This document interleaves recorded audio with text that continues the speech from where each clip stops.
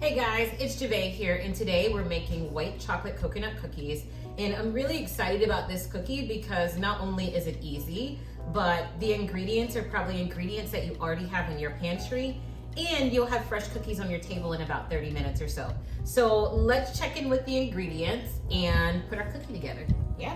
Okay, so we're gonna start off with some of the basic ingredients, and we're gonna put them here in our bowl before we move to our secret ingredient. So we're gonna start with the sugar. And we're gonna do half a cup of granulated sugar.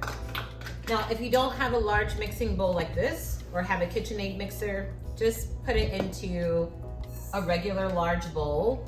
The great thing about this cookie dough is that it won't be difficult to mix at all. So your arm strength will be great, I assure you.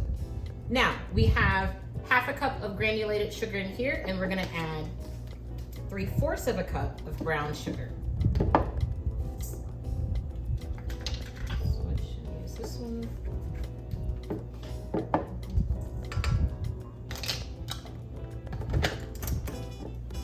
Other thing that we're gonna add to this bowl is a teaspoon of salt.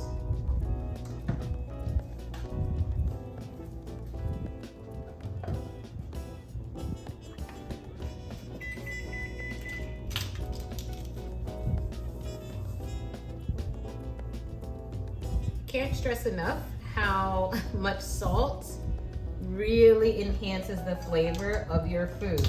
Do not be afraid to use it. Okay, so we have our salt in there, and we're gonna let that sit. And the next thing that we're gonna do is make our brown butter. So brown butter is one of my favorite ingredients because it really enhances the flavor of whatever you're using to bake it with. So with brown butter, essentially you're baking out all of the dairy solids within the butter. And what you're reduced to is this nice, nutty, sort of earthy flavor that butter doesn't normally give if you bake with its normal form, right? So we're gonna start off, I'm gonna keep this here, and we're gonna start off by putting 10 tablespoons in our pan. I am using salted butter. If you're salt sensitive, maybe use unsalted, but this recipe is meant for salted butter.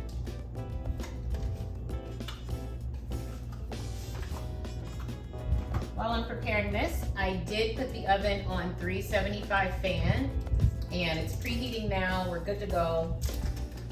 Once this gets going, or once we brown the butter, everything else will be very fast.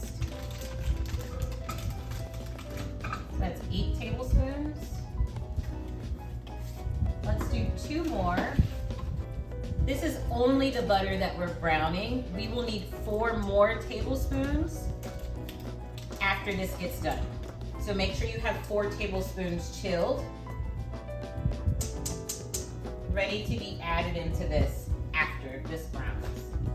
So I'm gonna go ahead and cut my 4 and then just pop it into the fridge while we wait.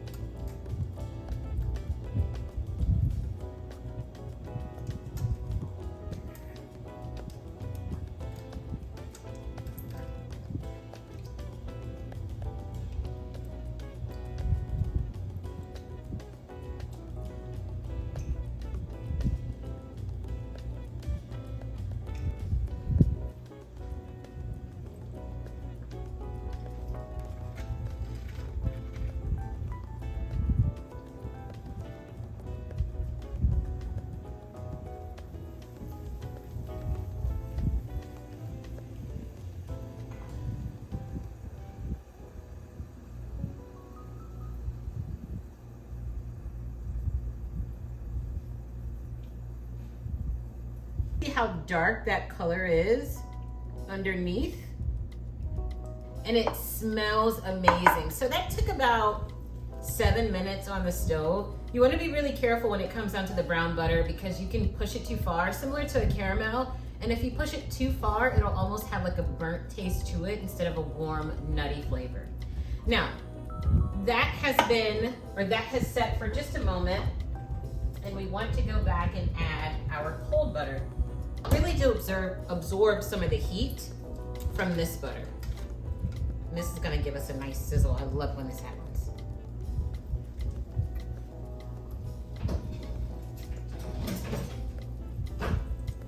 There it is.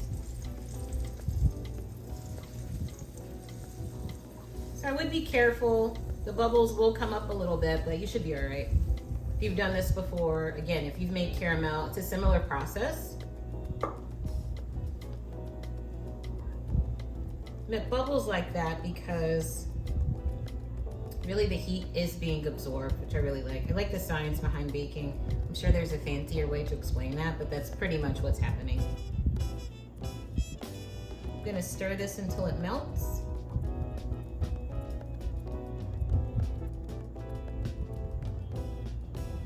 Okay, so our butter is just about melted. And if you don't get it all the way melted, that's okay. It's not really that big of a deal, to be quite honest with you. But you can see that caramel color. Oh, I'm so excited. All right. Now, we're gonna add all of this butter into our bowl. There's that. I'm gonna... Remember, in here we had just the sugar and the salt. Now we've added the butter.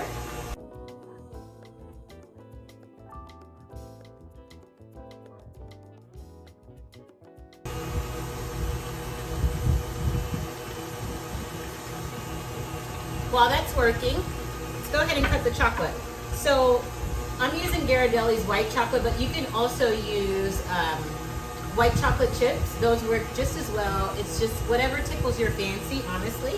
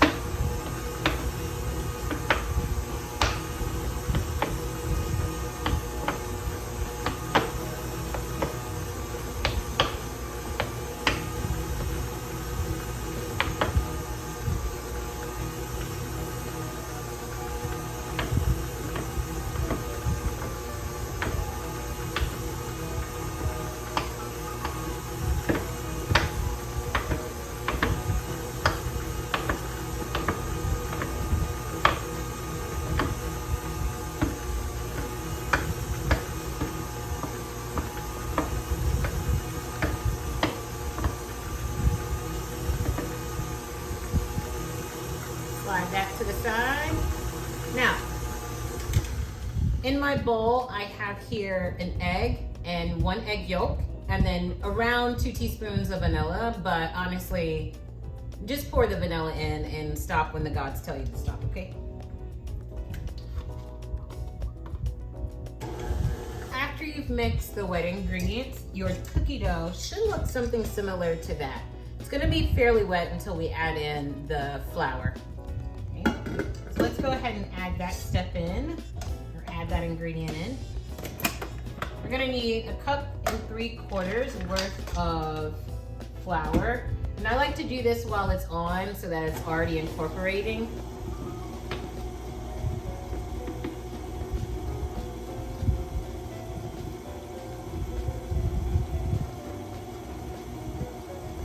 Little by little.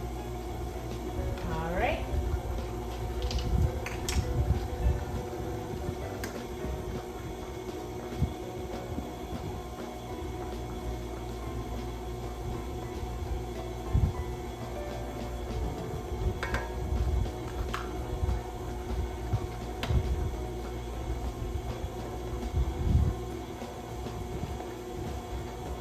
And then we're gonna add in 1/2 teaspoon of baking soda.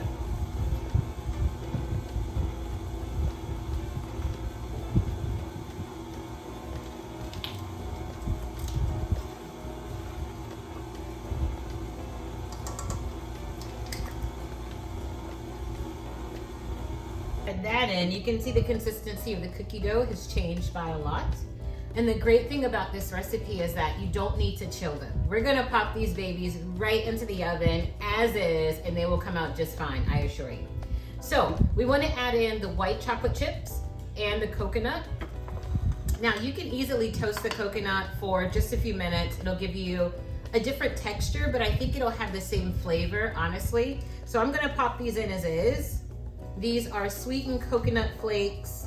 Had them for just a little bit of time. They're still pretty fresh, and I would say maybe add a quarter of a cup, but it's all up to your liking, so do what you want basically.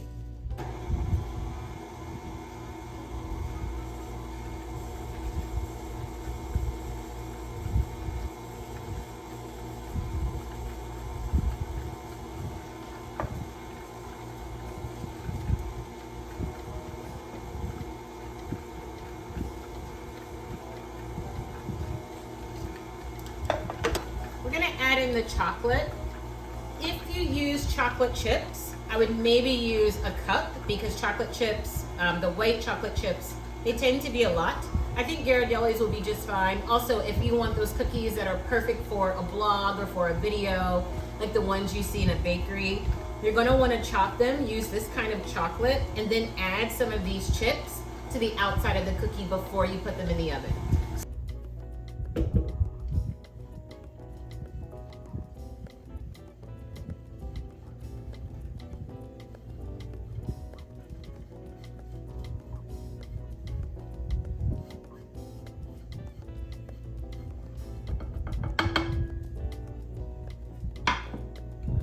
Chocolate in.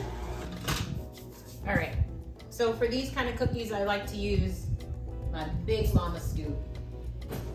These cookies are not for babies, do you hear me? I want to get the biggest cookies we possibly can. So I have an ice cream scoop here, what you would normally use if you were trying to scoop some nice ones from a bucket, preferably Breyer's ice cream. We're gonna come in and scoop a dollop, completely full. Now, because these are gonna be big, we wanna space them out nice and even. I'm probably only gonna get 6 on this tray, and that's all right.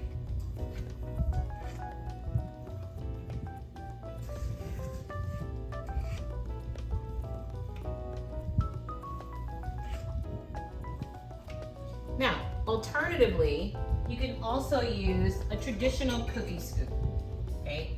And that one looks like this. Now these cookies come out a lot smaller, but you'll have a whole lot more. Out of this, you'll probably get 36 cookies. If you use this one, you'll probably only get 10 to 12, okay? So it should give you a perfect dozen if you use the big one, okay? Now, I did have some chocolate that I set to the side, and I'm just gonna press that into the top of the cookie. We're gonna give these about 9 minutes to bake.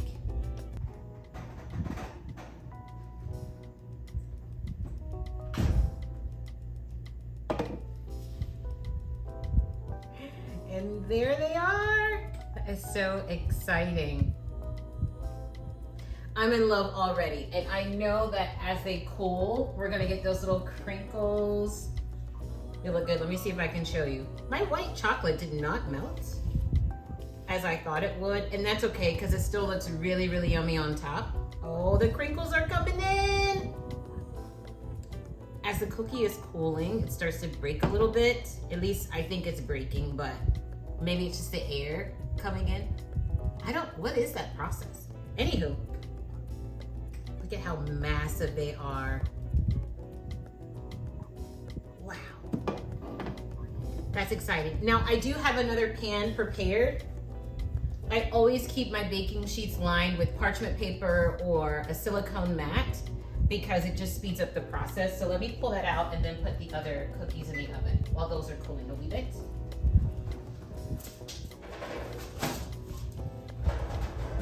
Like so, always ready to go. Oh, that rhymes. We're gonna scoop this out.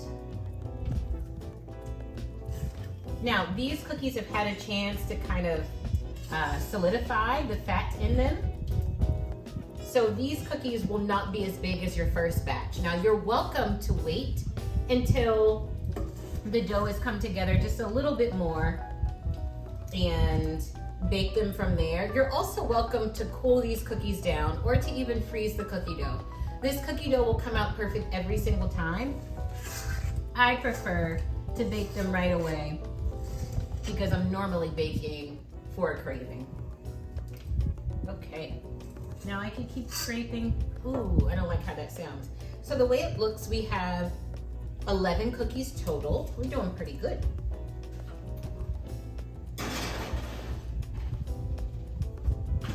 Had I scooped these cookies the same time as that, we'd probably have 12. So play around with what you want the batter to be used for and when, or the cookie dough, and that'll determine how many cookies you actually. Now, my go-to method for pulling cookies out of the oven is waiting for the outside of the cookie, the outside edges, to be nice and crisp. And then the inside of the cookie to still be soft set. So as you look at the cookies, I'm gonna hold them up just in case you can't see. As you look at the cookies, the center of the cookies still looks a little wet, and that's exactly what you want. Because as it sits here on the tray, it's gonna continue to bake.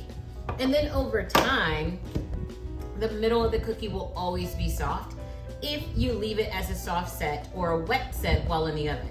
Now, if you pull out the center and the center looks just like the edge, you're gonna have a hard cookie. If that's your thing, do your thing. It doesn't matter to me. I prefer a really soft cookie. I don't even mind cookies that are underbaked just a little bit, and these are perfect for me. So here is the cookie. Doesn't it look amazing? My gosh, I love it. There is the back, nice and golden brown. Let's see. Oh my goodness, look at that. That is gorgeous. Falling apart in my hands in a good way. And again, if you like your middle soft set, keep it that way. If not, bake them a little bit longer. I love that. I'm gonna try this right now.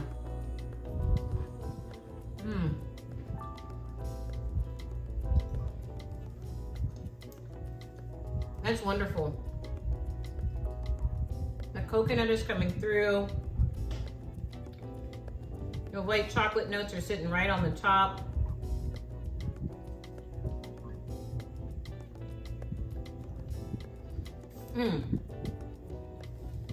It's so delicious. This cookie is perfect for any time. It's so good if you're a coconut lover, if you love white chocolate, you should definitely try this cookie. The recipe is down in the description box, and you should follow me for more bakes. I'll see you soon, guys. Bye.